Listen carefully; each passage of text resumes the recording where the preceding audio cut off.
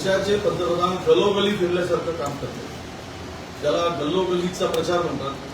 मला वाटतं हे शोभनीय आहे, अशोभनीय आहे. त्या प्रतिष्ठेला, त्यांच्या त्या पदाला, त्या प्रतिष्ठेला साजेस आहे. हा विचार आता देशभरातून जनता करायला लागली. एवढं भटकावं का लागतं? दुसऱ्याचा आत्मा भटकता म्हणणाऱ्याने इतकी भटकती का करावी लागते?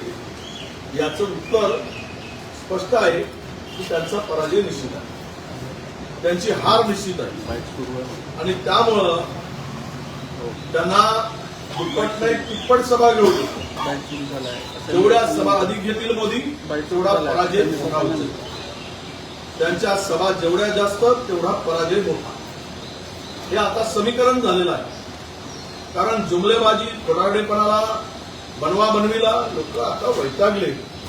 लोकांच्या पदरात काही पडलं नाही, लोकांना काही मिळालं नाही 10 वर्षात.